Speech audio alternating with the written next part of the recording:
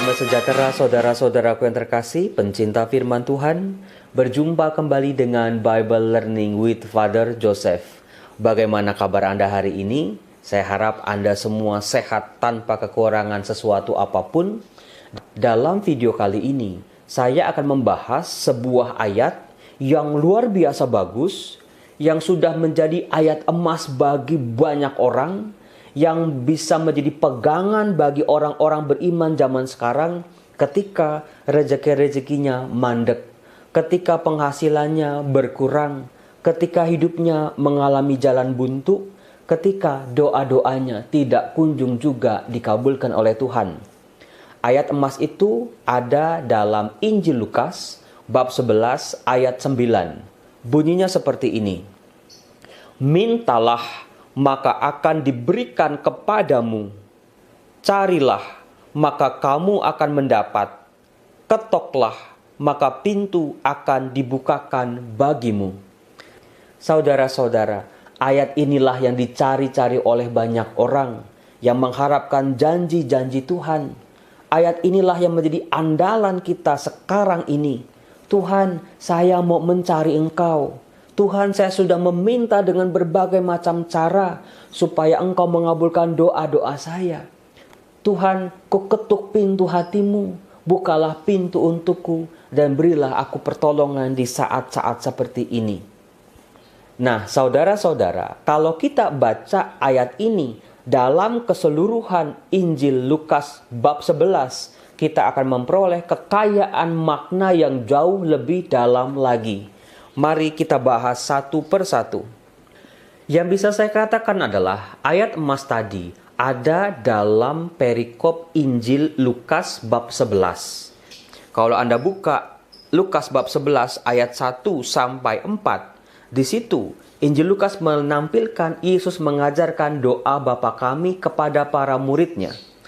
Tentang doa Bapa kami sudah pernah saya bahas di YouTube saya sampai penontonnya 2 juta. Dan juga dalam BKSN kemarin di bulan September, kita semua sudah membahas tentang doa Bapa kami. Doa Bapa kami yang kita temukan dalam Injil Lukas bab 11 ayat 1-4 inilah yang menjadi kunci penafsiran kita untuk memahami ayat-ayat selanjutnya dalam Lukas bab 11 ini. Misalnya, di Injil Lukas bab 11 ayat 1 dikatakan, para murid Yesus meminta kepada Yesus untuk diajarkan berdoa.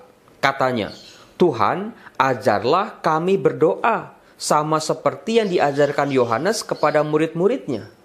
Lalu apa reaksi Yesus berhadapan dengan para muridnya yang meminta kepadanya untuk diajarkan berdoa? Di ayat 2 langsung kita tahu Yesus mengajarkan doa Bapa kami. Artinya, Yesus langsung mengabulkan permintaan dan permohonan dari muridnya ini. Cocok sekali dengan ayat 9 tadi. Mintalah, maka akan diberikan kepadamu. Lihat saudara-saudara, luar biasa sekali hubungan dari ayat-ayat ini. Kemudian, dalam doa ini, Yesus mengajarkan para muridnya untuk menyapa Allah dengan sebutan Bapa. Sebutan Bapa dalam doa Bapa kami itu bersifat simbolis. Artinya mencerminkan sebuah relasi yang sangat dekat antara kita dengan Allah. Itu yang mau ditekankan pertama kali oleh Yesus kepada para muridnya. Sebelum kita berdoa, sebelum kita meminta kepada Tuhan, yang harus diselidiki dulu adalah apakah relasi kita dengan Allah sudah dekat atau belum. Seperti relasi seorang bapa kepada anak-anaknya.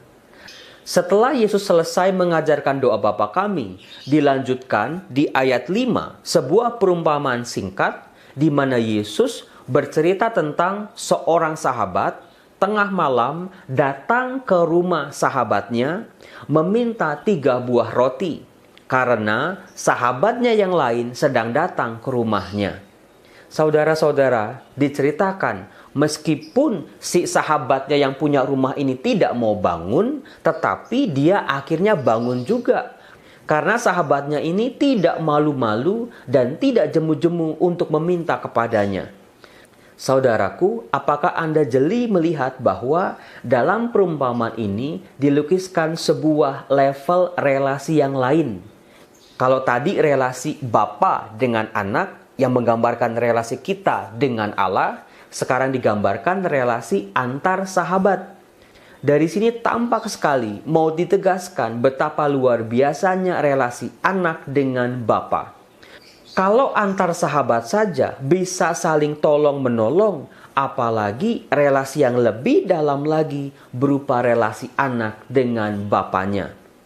Di sini kita mulai melihat kaitan yang sangat erat antara doa Bapa kami dengan perumpamaan seorang sahabat ini. Berbicara soal relasi atau kedekatan.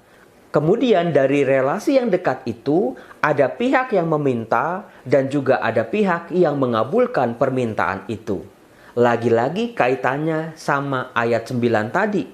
Mintalah maka kamu akan diberi, carilah maka kamu akan mendapat, ketoklah maka pintu akan dibukakan bagimu. Kemudian juga yang menarik, si tuan rumah ini sebetulnya merasa terganggu dari tidurnya. Anak-anaknya bisa bangun lagi. Anda yang sudah berkeluarga pasti ngerti betul. Kalau anak-anak sudah tidur, diganggu sampai bangun. Nidurinya itu susahnya setengah mati. Dia bisa kesal dengan sahabatnya ini yang mengganggu istirahatnya. Tetapi dia akhirnya bangun juga dan memberikan roti itu. Apakah Anda melihat korelasi dengan doa Bapa kami? Yang mengatakan, ampunilah kesalahan kami seperti kami pun juga mengampuni orang yang bersalah kepada kami.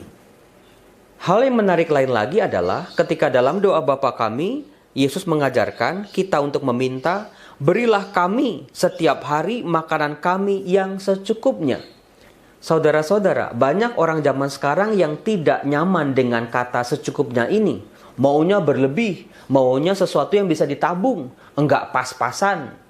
Masa penghasilan 1 bulan ya habis untuk 1 bulan itu, kapan kayaknya gitu ya. Nah, kata secukupnya ini dijelaskan oleh Yesus di ayat 11. Dikatakan, Bapa manakah di antara kamu jika anaknya minta ikan daripadanya akan memberikan ular kepada anaknya itu ganti ikan? Atau jika ia minta telur akan memberikan kepadanya kalajengking? Jika kamu yang jahat itu memberi pemberian yang baik kepada anak-anakmu, apalagi Bapamu yang di surga, Ia akan memberikan Roh Kudus kepada mereka yang meminta kepadanya. Kata-kata Yesus di ayat 11, 12, dan 13 ini memberikan sebuah penjelasan yang luar biasa tentang kata-kata dalam doa Bapa kami, tentang rejeki yang secukupnya, tentang janganlah masukkan kami ke dalam pencobaan. Karena di ayat-ayat ini adalah sebuah ajakan bagi kita manusia beriman yang seringkali ragu, bimbang, dan juga tidak sabaran.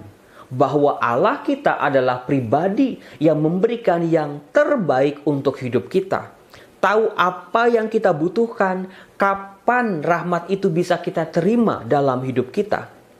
Dengan tegas tadi dikatakan kalau kita minta ikan, Bapa kita tidak akan memberikan ular. Nah, kalau kita minta roti, Bapa tidak akan memberikan kepada kita kalajengking yang bisa membahayakan kita, yang bisa mencelakakan kita. Dan juga ada bonus yang luar biasa yang disediakan Bapa kepada kita anak-anaknya. Bukan sekedar hal-hal material belaka, makanan, uang, rejeki, tetapi juga dikatakan tadi di ayat terakhir, Bapa akan memberikan kepada kita anak-anaknya Roh Kudus. Rohnya sendiri, sebuah pemberian yang bukan fana sifatnya atau sementara begitu saja, tetapi sebuah daya ilahi, kekuatan atau intisari kehidupan manusia yang membuat saya dan juga Anda menjadi manusia-manusia baru sebagai anak-anak Tuhan, yang akan memberikan kita pertolongan di saat-saat yang paling baik.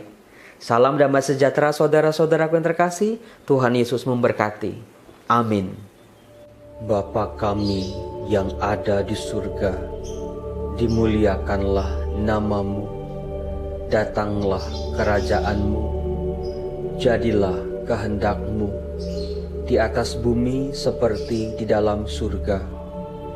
Berilah kami rejeki pada hari ini, dan ampunilah kesalahan kami, seperti kami pun mengampuni yang bersalah kepada kami.